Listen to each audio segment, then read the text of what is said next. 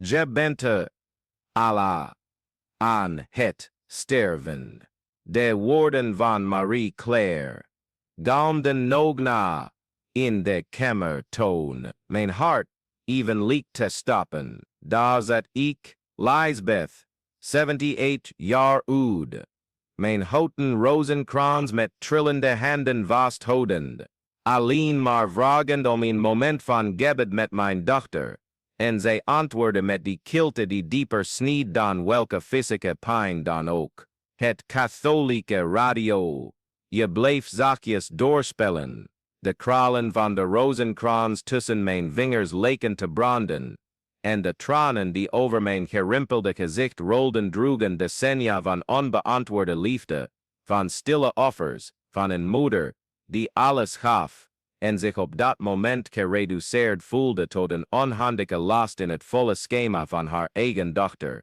De stilte die volgde was oorverdovend. Marie Claire had de intercom uitgezet en ik bleef daar zitten, in mijn favoriete fauteuil, die mijn overleden man Jan in termijnen had gekocht toen zij nog klein was. Het herfstlicht viel door het vergeelde gordijn, een pijnlijke tegenstelling creëren tussen de schoonheid van het moment en de vreedheid van de woorden, die ik zojuist had gehoord. Het voelde alsof mijn hele wereld in één zin was ingestort. Hoe waren we hier terechtgekomen? Hoe kon een dochter die ik in mijn buik had gedragen, die ik had gezoogd, die ik met zoveel liefde had opgevoed, zo vergaan om mij te vertellen, dat ik toch al aan het sterven was? Ik sloot mijn ogen en liet mezelf teruggaan in de tijd, toen Marie Claire nog maar 7 jaar oud was, en door het huis rende met haar krullende haren, die dwarrelden, dezelfde Rozenkrans vasthoudend, die ik nu in mijn handen had.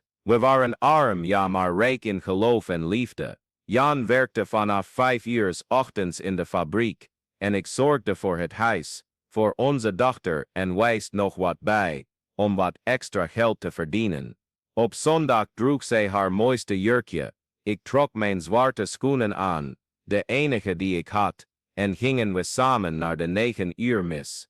Onderweg hield zij mijn hand vast en vroeg ze me over de heiligen, over Jezus, over waarom we zoveel baden. Mam, waarom bid je elke dag? Vroeg ze me eens, toen ze ongeveer 10 jaar oud was. We zaten op dezezelfde bank, en ik leerde haar het Rozenkransgebed. Ik herinner me hoe haar ogen schitterden van oprechte nieuwsgierigheid, hoe haar kleine handjes de kralen met eerbied vasthielden. Omdat gebed ons gesprek met God is, mijn liefje. Zo delen we onze vreugde, onze angsten, onze verzoeken. Zo vragen we om bescherming voor de mensen van wie we houden, antwoordde ik, haar zachte voorhoofd kussend. Ze glimlachte en herhaalde met me: wees gegroet, Maria, vol van genade. In die tijd was ons eenvoudige huis een heiligdom van geloof. Aan de muren, kruisbeelden en heiligenbeelden, die mijn oma me had nagelaten. Op de keukentafel, altijd een brandende kaars tijdens de gebeden. Marie Claire groeide hiermee op, nam hieraan deel, was hier onderdeel van. Wanneer ze ziek was, bleef ik de hele nacht bij haar, bad, legde koele doekjes op haar voorhoofd, murmelde gebeden voor genezing. Toen ze bang was voor het donker, leerde ik haar een Onze Vader te bidden voor het slapen gaan. Het geloof was de onzichtbare draad, die ons verbond, die ons de kracht gaf om de financiële moeilijkheden, de zorgen, de uitdagingen van een eenvoudig maar hecht gezin, het hoofd te bieden. Jan steunde me altijd in deze religieuze opvoeding. Lisbeth, zei hij, je brengt een meisje op met waarden, met karakter. Dat is meer waard dan welke materiële rijkdom dan ook. En ik geloofde dat. Ik geloofde dat ik Marie Claire de meest solide basis gaf die mogelijk was. De liefde van God, respect voor anderen, het belang van familie, de kracht die uit geloof komt. Zij was een lief, zorgzaam kind, dat me stevig omhelste als ik verdrietig was, dat me hielp met het ophangen van de was, dat elke avond naast me knielde voor de gebeden. Toen Marie Claire 15 werd, slaagden we er met veel moeite in om een eenvoudige maar mooie feest te geven. Jan maakte maandenlang overuren, en ik spaarde elke cent om de jurk te kopen die ze zo graag wilde. Die dag haar zien dansen met haar vader, stralend van geluk, dankte ik God voor een zo gezegend gezin. Dank u, Heer, voor deze prachtige dochter, voor deze toegewijde man, voor dit leven dat, ondanks de moeilijkheden, vol liefde is, bad ik in stilte, terwijl tranen van geluk over mijn gezicht rolden. De tienerjaren brachten de eerste uitdagingen. Marie-Claire begon dingen te betwijfelen, schaamde zich voor onze eenvoud, toen ze ons huis vergeleek met die van de rijkere klasgenoten. Mam, waarom hebben wij geen auto? Waarom is ons huis zo klein? Waarom werk je niet buiten de deur zoals de andere moeders? Vroeg ze, en ik zag in haar vragen niet alleen nieuwsgierigheid, maar een begin van schaamte over onze situatie. Toch deed ze nog steeds mee aan de gezinsgebeden, omhelsde ze me nog steeds voor het slapen gaan, vertelde ze me nog steeds over haar dromen en angsten. Toen ze naar de universiteit ging, een studiebeurs verwervende door veel inspanning, waarin Jan en ik trotser dan woorden konden uitdrukken. Onze dochter wordt de eerste in de familie met een universitaire opleiding, zei hij, zijn ogen stralend van emotie. Ik bad elke dag voor haar succes, zodat ze al haar dromen zou kunnen verwezenlijken. Gedurende de 4 jaar op de universiteit kwam ze minder vaak thuis, maar als ze kwam, was ze nog steeds onze zorgzame Marie-Claire, praatte ze nog steeds met me, vroeg ze me nog steeds om advies. De transformatie begon geleidelijk nadat ze afstudeerde en haar eerste baan kreeg bij een groot bedrijf. De bezoeken werden minder frequent, de gesprekken korter, de uitingen van genegenheid zeldzamer. Ze begon te praten over professionele groei, netwerken, carrièredoelen, woorden die ik niet helemaal begreep, maar die blijkbaar erg belangrijk voor haar waren. Wanneer ik probeerde te praten over familie, over geloof, over de dingen die altijd belangrijk voor ons waren, week ze af of toonde ze ongeduld. Als je deze geschiedenis volgt en hij je raakt, abonneer je dan op het kanaal voor meer verhalen, zoals deze die ons laten nadenken over de echte waarden van het leven en het belang van familiebanden.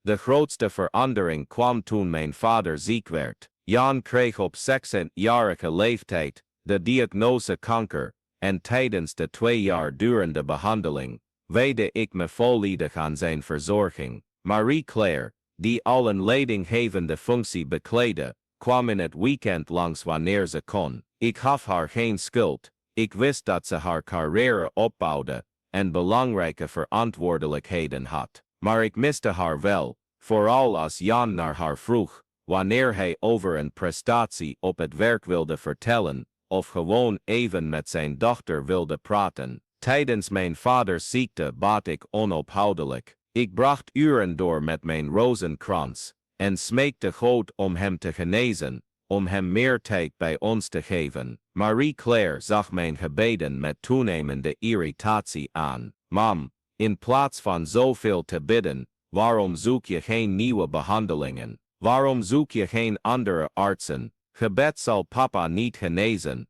zei ze, en haar woorden voelden als mesteken in mijn hart. Hoe kon ik uitleggen dat het gebed me de kracht gaf om voor hem te zorgen, dat het me troostte in de slapeloze nachten, dat het me hielp te geloven dat ongeacht het resultaat, God bij ons was. Toen Jan 3 jaar geleden overleed, voelde het alsof een deel van mij met hem meestierf. Het waren 45 jaar huwelijk, kameraadschap, ware liefde. Marie-Claire kwam naar de begrafenis, regelde alles met haar gebruikelijke efficiëntie, maar leek meer bezorgd over de praktische aspecten dan over de rouw zelf. In de dagen na de dood van mijn vader, toen ik haar het meest nodig had, keerde ze snel terug naar haar routine en liet ze me alleen achter in een huis dat plotseling enorm en te leeg aanvoelde. In de maanden daarna begon mijn gezondheid achteruit te gaan. De dokter zei dat het normaal was op mijn leeftijd, vooral na het verlies van mijn levenslange partner.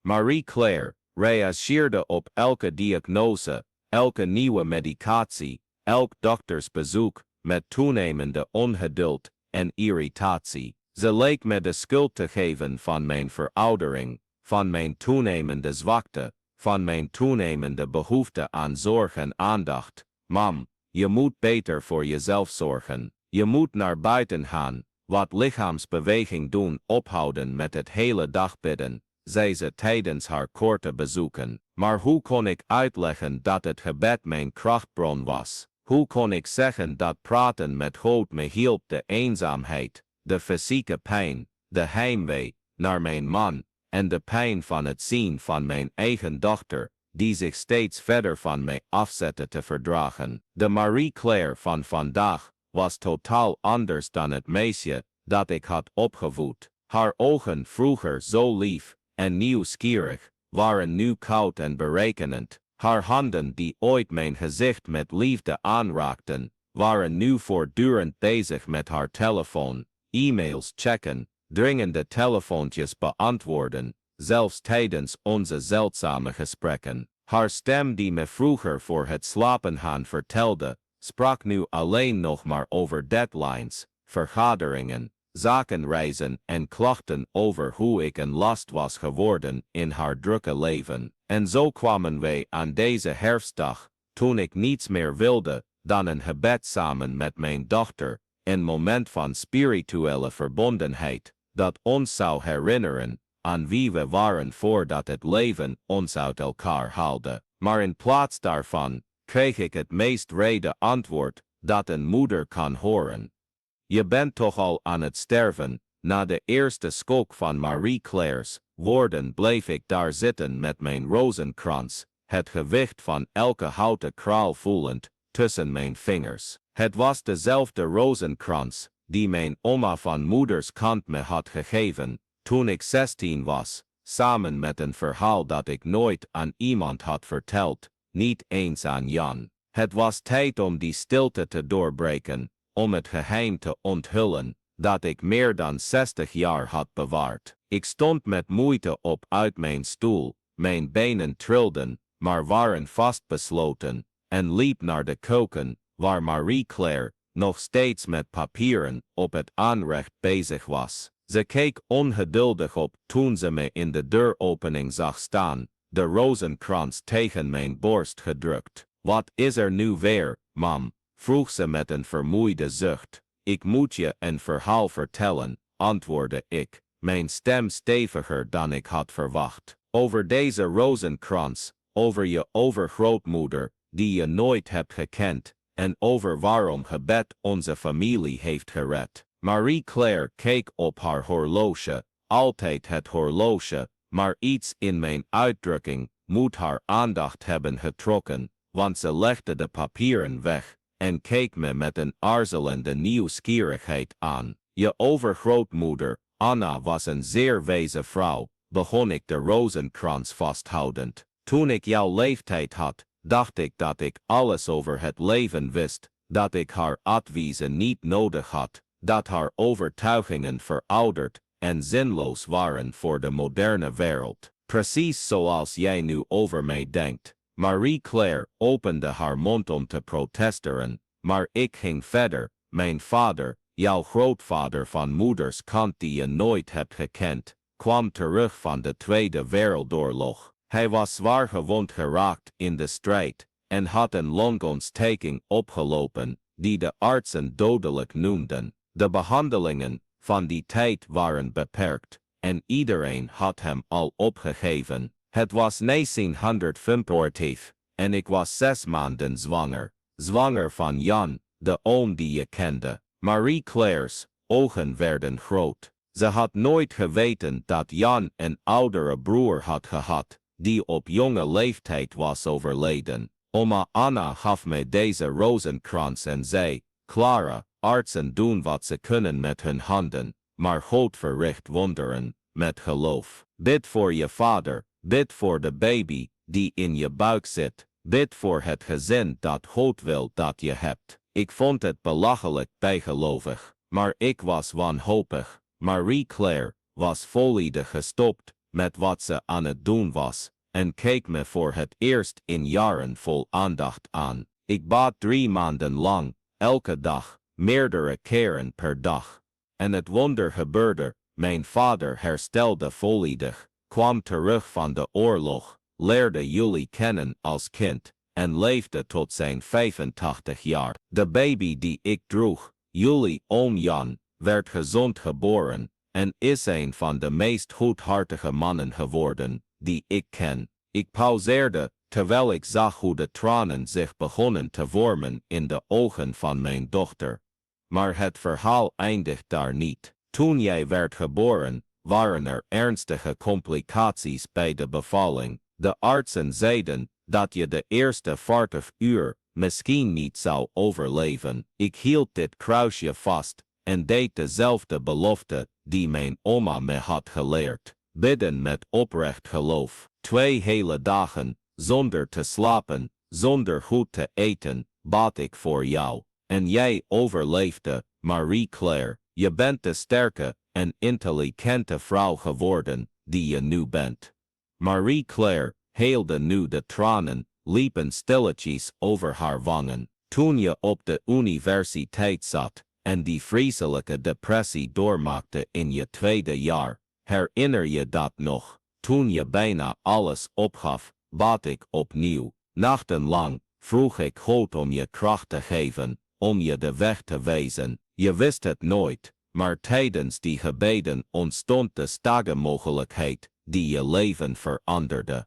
Mama, murmelde ze, haar stem vol emotie. En toen je vader ziek was, bad ik niet alleen dat God hem zou genezen, omdat ik wilde dat hij bij me bleef. Ik bad dat hij geen pijn zou lijden, dat hij rust zou vinden, dat jij de kracht zou vinden om met het verlies om te gaan. Zelfs toen je me ervan beschuldigde tijd te verdoen met bidden, bleef ik God vragen om je leven, je werk, je geluk te zegenen. De stilte die volgde was totaal anders dan de vorige. Het was een stilte vol erkenning, begrip, berouw. Al je prestaties, al je successen, alle keren dat je obstakels overwon. Ik was er, met dit kruisje, en bad voor jou. Niet omdat ik denk dat je het niet zelf kunt, maar omdat de liefde van een moeder zich zo uitdrukt. Altijd het beste wensen voor je kind, hem in Gods handen leggen.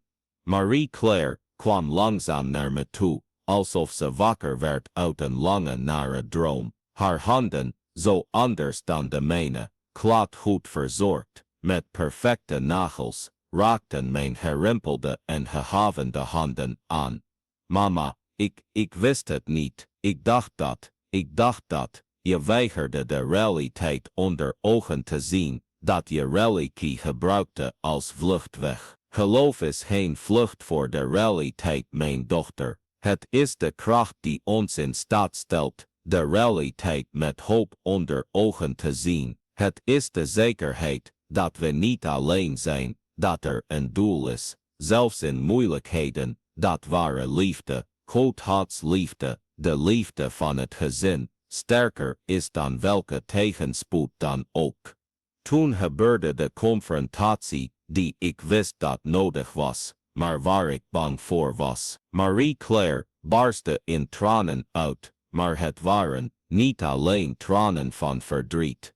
Het waren tranen van erkenning, schuld, diep berouw. Mama, ik ben een vreselijk mens geworden. Ik ben iemand geworden die je niet meer herkent. Ik heb alles wat je me hebt geleerd verlaten, onze geschiedenis verlaten, mijn eigen ziel verlaten. Ze viel op haar knieën op de keukenvloer en greep mijn handen wanhopig vast. Toen papa stierf, was ik zo boos. Boos op hem, omdat hij ons had verlaten. Boos op God, omdat hij hem had weggenomen. Boos op jou, omdat je bleef geloven na zoveel pijn. Ik dacht dat, als God bestond, hij niet had toegestaan dat papa zoveel pijn had geleden. En ik richtte die woede op jouw geloof, op alles wat het vertegenwoordigt. En ik stortte me als een bezettene op mijn werk, denkende dat als ik genoeg succes, genoeg geld, genoeg erkenning zou behalen, de pijn zou verdwijnen. Maar dat deed het niet. De pijn nam alleen maar toe, en samen ermee kwam een leegte, die ik met niets kon vullen. Ik ben een succesvolle zakenvrouw geworden, maar een vreselijke dochter. Ik knielde naast haar neer, de pijn in mijn knieën, negerend, en omarmde haar zoals ik al jaren niet meer had gedaan. Marie-Claire, mijn geliefde dochter, je bent niet vreselijk, je bent gekwetst, je bent verdwaald, maar je bent niet buiten bereik van vergeving, nog mijn vergeving, nog Gods vergeving. Hoe kun je me vergeven, na alles wat ik heb gezegd, na hoe ik je heb behandeld? Ik zei dat je toch al aan het sterven was. Hoe kan een dochter dat tegen haar eigen moeder zeggen, omdat de liefde van een moeder geen voorwaarden kent? Marie-Claire, omdat ik je pijn begrijp, zelfs wanneer die zich uit als vreedheid, omdat ik het lieve meisje zag dat je was,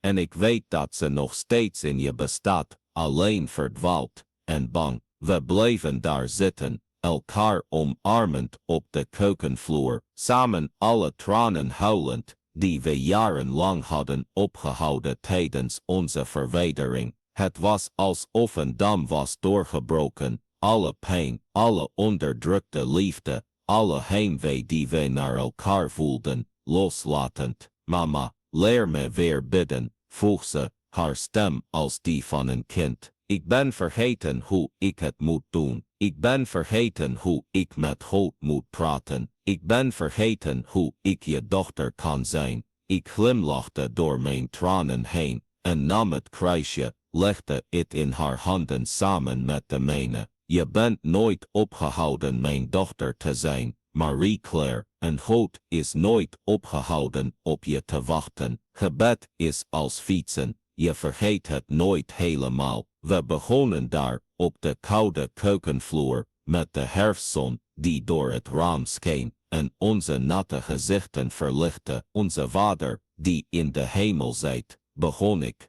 en ze herhaalde het met mij, haar stem trillend, maar vastberaden. Uw naam worden geheiligd. Terwijl we baden, voelde ik een transformatie plaatsvinden, niet alleen bij Marie-Claire, maar ook bij mezelf. De pijn van de verlating, de wonden van wrede woorden, de eenzaamheid van de afgelopen jaren. Het werd allemaal geheeld door de kracht van vergeving, de kracht van onvoorwaardelijke liefde, de genade die stroomt wanneer twee mensen zich opnieuw verbinden met het heilige. Toen wij het eerste mystery van de Rozenkrans hadden gebeden, keek Marie-Claire me aan met ogen die ik al tientallen jaren niet meer had gezien, heldere, kwetsbare ogen, vol liefde en oprechte spijt. Moeder, ik wil thuiskomen, niet fysiek. Ik weet dat ik mijn verantwoordelijkheden heb, mijn werk, maar ik wil geestelijk thuiskomen. Ik wil weer jouw dochter zijn. Ik wil opnieuw leren wat het betekent om onvoorwaardelijk lief te hebben, om familie op de eerste plaats te zetten. Je bent nooit weggegaan, mijn liefste. De deur stond altijd open. Ik heb altijd hier gewacht. In de dagen die volgden op die transformerende middag, begon Marie-Claire aan een reis terug naar zichzelf, naar haar waarden, naar ons gezin. Ze gaf haar carrière niet op. Ze bleef de succesvolle zakenvrouw die ze geworden was, maar ze veranderde haar prioriteiten fundamenteel. Ze begon me elk weekend te bezoeken, niet uit plicht, maar uit oprechte vreugde. We baden samen, kookten samen, praten over alles,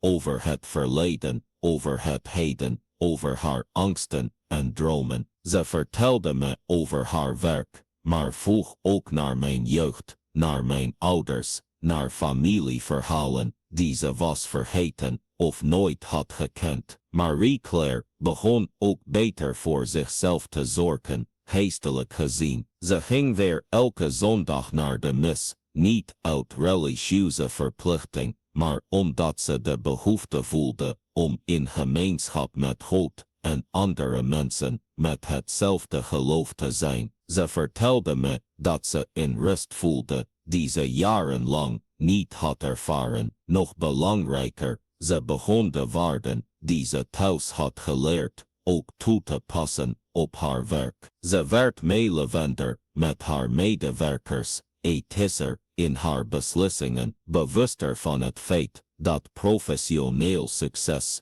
zonder persoonlijke integriteit leeg is. Haar collega's merkten de verandering op en velen merkten op dat ze gelukkiger, gecentreerder en authentieker leek. Op een dag, ongeveer 6 maanden na die bijzondere middag, kwam Marie-Claire thuis met een verrassing. Ze had een oude foto van ons ingeleest. Zij van 7 jaar oud, de Rozenkrans vasthoudend naast mij en op haar bureau gezet. Nu telkens wanneer ik een moeilijke beslissing moet nemen, kijk ik naar deze foto en vraag ik mezelf af, wat zou het meisje dat ik was van deze keuze vinden? Wat zou mijn moeder op mijn plaats doen? Die dag, zittend in de woonkamer waar alles was begonnen, deed ze een verzoek dat mijn hart vulde met onbeschrijfelijke vreugde. Moeder, zou je me alles opnieuw kunnen leren? De gebeden die ik ben vergeten, de familieverhalen, de recepten van oma, de waarden die je hebt geprobeerd me bij te brengen en die ik heb afgewezen. Ik wil een beter mens worden. Ik wil het waard zijn om jouw dochter te zijn. Ik glimlachte, hield haar handen vast en antwoordde, mijn liefste, je bent altijd mijn dochter waard geweest, maar het zal een enorm genoegen zijn om alles wat ik in mijn leven heb geleerd, alles wat mijn moeder en mijn oma me hebben geleerd, met je te delen. We hebben nu tijd, we hebben liefde, we hebben geloof, we hebben elkaar. En zo ontdekte ik in deze laatste fase van mijn leven dat eindes ook begin kunnen zijn, dat de vreedste woorden bruggen kunnen worden naar het diepste begrip, dat ware liefde, de liefde tussen moeder en dochter, de liefde van God voor ons allen, elke wond kan hellen, elke afstand kan overbruggen, elk hart kan transformeren.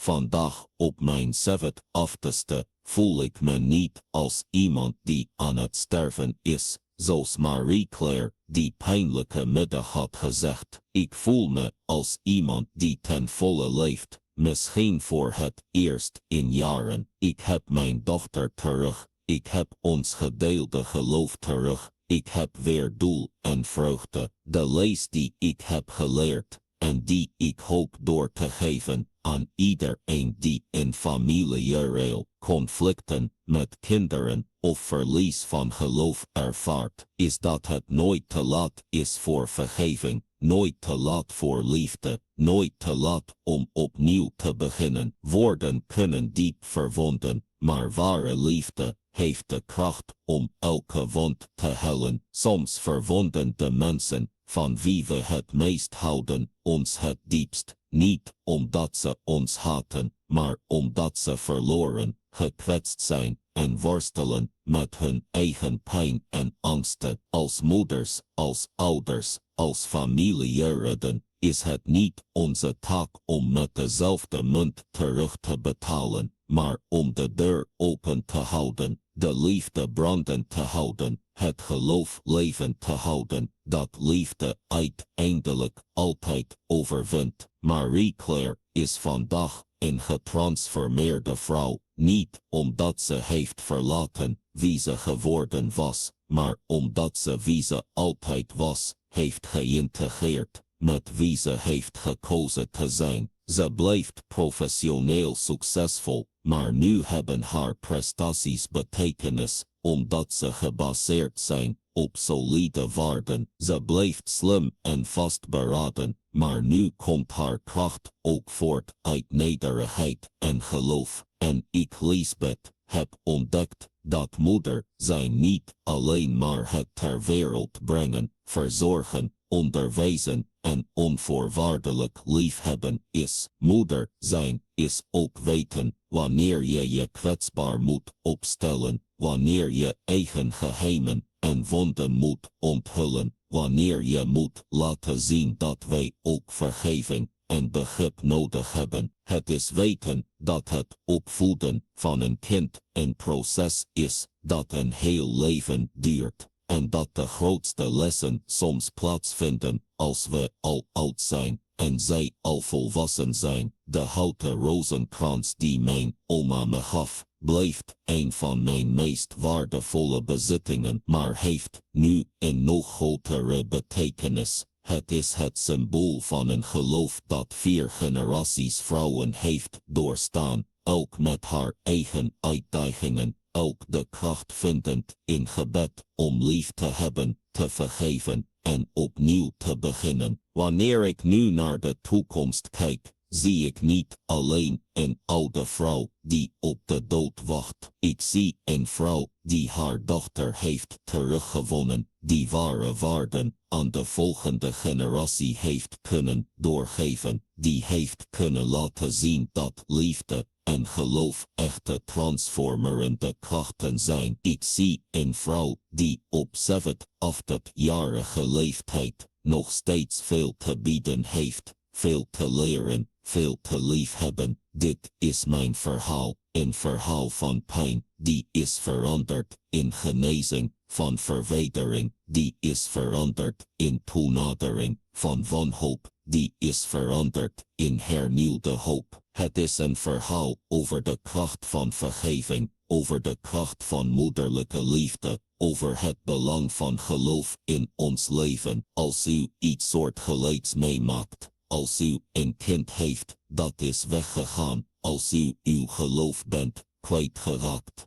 als u het gevoel heeft dat u onrechtvaardig wordt behandeld door uw eigen familie, weet dan dat er altijd hoop is. Ware liefde heeft de kracht om bergen te verzetten, om gebroken harten te hellen, om gescheiden families te herigen. Soms hebben wij alleen de moed nodig om onze kwetsbaarheid te tonen, om onze diepste waarheden te vertellen, om de hand uit te steken, zelfs wanneer we gewond zijn. Het leven heeft me geleerd dat we geen slachtoffers van de omstandigheden zijn, maar architecten van ons eigen lot, door de keuzes die we maken. We kunnen kiezen voor wrok of vergeving, voor isolatie of verbinding, voor wanhoop of hoop. Ik koos voor vergeving, ik koos voor liefde, ik koos voor geloof. En die keuze veranderde niet alleen mijn leven, maar ook het leven van mijn dochter. Vandaag wanneer Marie-Claire me elke ochtend belt om te vragen hoe het met me gaat, wanneer ze me komt halen, zodat we samen naar de zondagse mis kunnen gaan, wanneer ze naast me gaat zitten om de rozenkrans te bidden, dank ik God dat ik lang genoeg heb mogen leven om deze transformatie te zien. Ik dank hem voor de kracht die hij me heeft gegeven om te vergeven, om onvoorwaardelijk lief te hebben, om nooit mijn dochter op te geven. Dit is de kracht van vergeving. Het bevrijdt niet alleen degene die vergeeft, maar het transformeert ook degene die wordt vergeven. Het is een geschenk dat we niet alleen aan de ander geven, maar vooral aan onszelf. Het is de keuze om een mooi einde te schrijven aan een verhaal dat gedoemd leek te zijn tot tragedie.